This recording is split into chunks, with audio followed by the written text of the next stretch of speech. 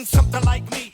Hello and welcome to another episode of Walking with Walfinch. We've got the return of the Bez today, so we had such a great response from the last podcast that we did with Bez that we've asked him to come back and talk to us about how to lose body fat.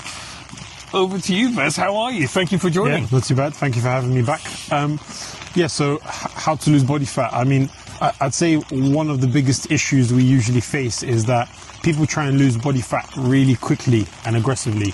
And rather than thinking that if I lose a slightly slower pace, I get to keep that body fat off, there is like a yo-yo system where they'll go holiday, they've lost 5 kilos, they'll come back 4 or 5 kilos up again. You know, it doesn't fix the long-term pattern of their life. So we try and avoid this. That's really interesting. It's so true. That's kind of what you end up seeing with friends as well, don't you? That all of a sudden they're super thin, but then they come back in 3 months' time and they're halfway back to where they were. So. Yeah, let's say someone comes from an environment where they have been in a transformation gym or with a trainer who has made them do all the extremes, and then they've 6 months beyond that said, okay, I'm just back to the same weight. I need to find something that doesn't do that. You know, immediately when I meet them, I cater to this and I say, we're going to try to get you to lose 300-400 grams a week, but 300-400 grams a week over 20-30 weeks is actually quite a large amount. Yeah. Plus you can go on holiday, come back, and you're not 5 kilos up anymore. You know, you are that person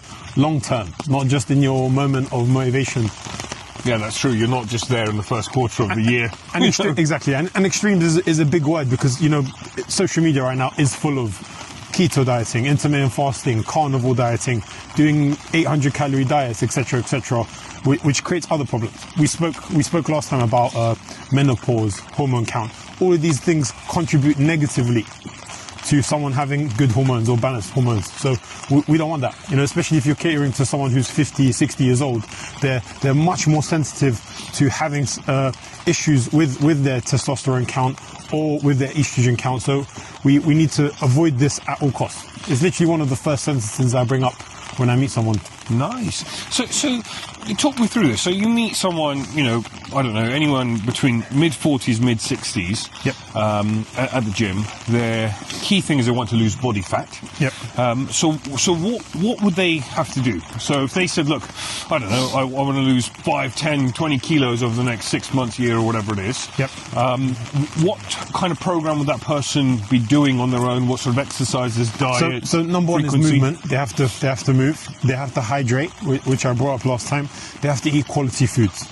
It doesn't matter so much about exactly how much initially, but just about cleaning up their kitchen, make sure they have things that digest well, that are actually absorbed in their gut is super important. And then I don't believe in throwing the kitchen sink at people, because the issue is if I get that person to do everything at once, I say run every morning, train every night, eat only vegetables and meat, drink liters and liters of water, that's fine. But if it stops working, I've run out of variables. I've actually used all the tools in my box way too quickly. So I need them to actually move a little bit more. I need them to eat a little bit more of a detailed diet and slowly over time make it, you know, more detailed. Get them to train a little bit more. Start to implement cardio. Like this over time, you get results without ever having to push too many things in one go. And so what would that actually look like? So let's say someone's, you know, trains a bit on and off, eats okay. Like what sort of food would they be eating, and what sort of what sort of exercise? I think there's certain windows of the day, so they should always have healthy fats and protein in the morning, healthy fats and protein in the evening, and they should always have carbs after training. And what does that actually mean for, you know, the layman, like healthy fats and protein? What does that look like? So we're talking like steak, eggs, salmon, nuts or nut butter, olive oil, things like this, which are considered a healthy fat. And it also means if they're having olive oil, they're avoiding something which is far more detrimental, which is sunflower oil. You know, they have to make sure they make the right choices. And the energy balance of someone who's eating healthy fats before bed and as soon as they wake up is very different. You know, there's a huge stigma behind like carbs being bad for you and giving you slumps, but you need carbs after training. The effectiveness of how much protein you shuttle to your muscles with someone who eats carbs after they train and don't is very different. So is that right? You have to have something. Yeah. Wow. Okay. So it's like, okay, ketoing is great, but if my client is having a good intake of carbs after training and they get this huge insulin spike, their ability to build muscle is going to be way larger than the person who isn't. Interesting. And yeah, and I suppose one of the things that you sort of referred to last time was by building muscle mass, you can sort of facilitate the fat loss as well, right? Yeah, exactly. And then you have more mass, and then which in turn means you have a higher calorie expenditure, and over time that accumulates. It's like a compounding thing. You're compounding muscle, and in turn you're being able to eat more. You sort of zigzag up and down in your calorie intake, but the zigzag long term is up. So let's say we have two people. One person ignores me and one listens to me. One goes off and just runs every day. Yeah. But my client lifts, runs a little bit. He has a much better balance. Right. When they run into each other in 2 years, that guy's going to be, eating around the same amount that he's eating. Maybe he would have lost weight and built muscle, but to a degree, my client would have built much better muscle density and be eating probably another 50 to 100% calories as what he was eating, because he's earned it by just improving muscle density. So you're almost buying freedom. Yeah, quite literally. Yeah, that's so interesting. I love your sort of analogies as well. It's a very interesting piece. So what is a sensible amount of weight to lose on a weekly, monthly basis for someone that's kind of on a journey? It depends on the person a little bit, right? A 50 kilo woman and a 100 kilo man are going to have very different. So me and my wife. Targets in terms of. But I'd say if let's say your wife is 50 kilos, if she can lose 200 to 300 grams a week, and let's say you're 100 kilos and if you can lose 300 to 600 grams a week, that's a very sensible number. Yeah. And if you can tick that box, 8 or 9 weeks out of 10, and just keep doing that over a year, you are a different human in a year's time. Yeah, truly. Never been starving.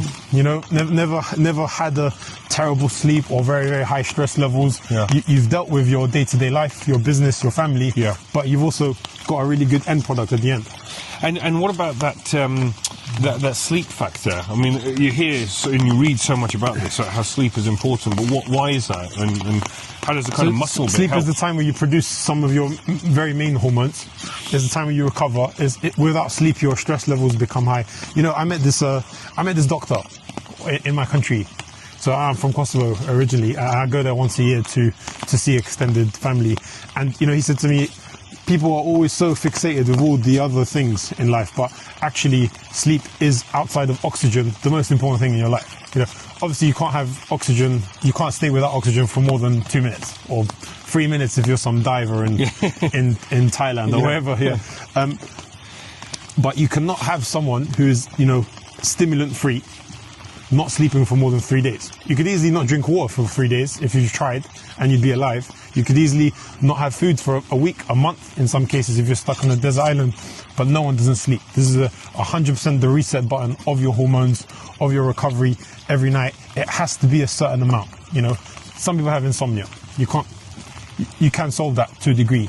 But most people, they can get a solid 6 to 7 hours. They can get good deep sleep in there, and then that allows them a great starting point to make the right choices for the rest of the day. Wow. Okay. Perfect. Thank you. So my kind of headline takeaways here are, be slow with the weight loss and kind of have a gradual. And then really taking that over a longer period of time, thinking about the impact of sleep and how important that is in hydration.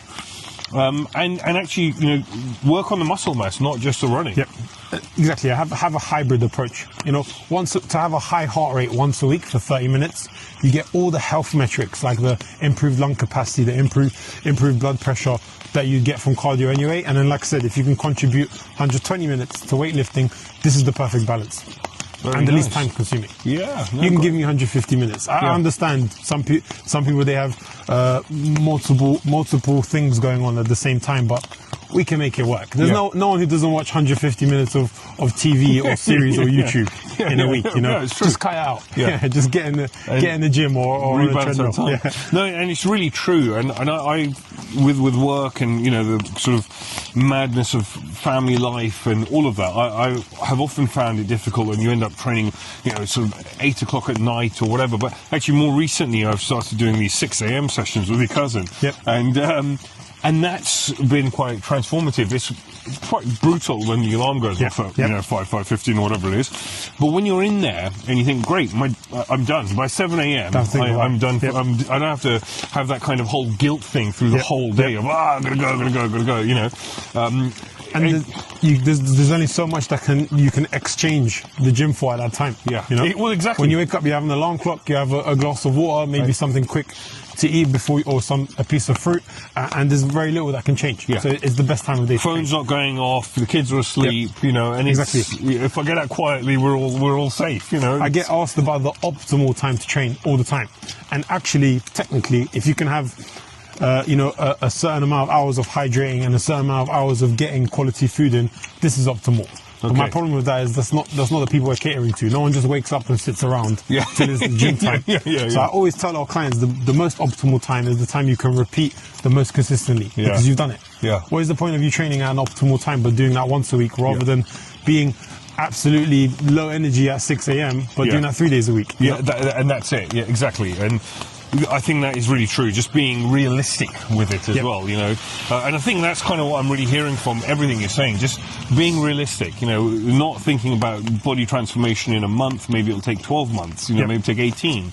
But really thinking about that whole piece. And I think the impact that has as you grow older, and just thinking about, you know, having more muscle mass as you get older. I think last time you were talking about a really interesting piece around, you know, building your muscles around your hip and so on. I think, you know, those kind of things, hips, knees, you know, all of those joints, pains. There's this great writer called Peter Attia. I don't know if you've read a book of his called Outlive. Okay. And I think you'd really enjoy it, actually, and I'll get you a copy, in fact, to say thanks for coming on. But one of the things that he talks about is about kind of this health 3.0, you know, health, you know, 1.0 was bloodletting and all that in the medieval times. 2.0 is what we're in right now. It's okay, you're ill, here's some tabs. 3.0 is, you know, being predictive and analysis around the future, and really talking about, you know, building muscle mass and thinking about, okay, well, if we're deteriorating in muscle,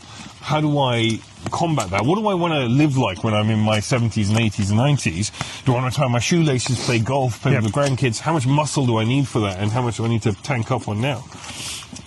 Yeah, so I mean, I think people always have the excuse of age being the reason they can't build or at least maintain muscle, because there's two sides to the sword, right? You obviously have a slightly harder time building muscle, but as the decades go, your loss of muscle increases. So beyond 40, every 10 years you lose another 10-20% of your muscle density. So you need to just make sure that doesn't happen. That's the first thing. Okay. Then beyond this, if you manage, if beyond that you manage to actually build and improve the amount of muscle you have, really good.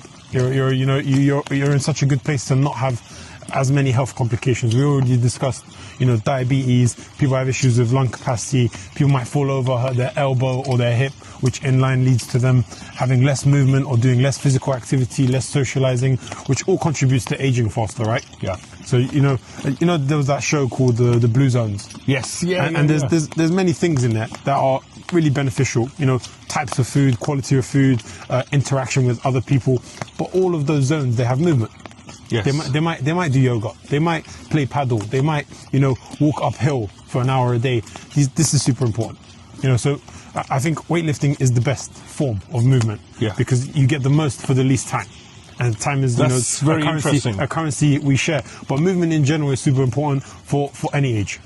That's wonderful. Thank you. Thank you so much, Bez, for coming on, and it's been a real pleasure. Yep.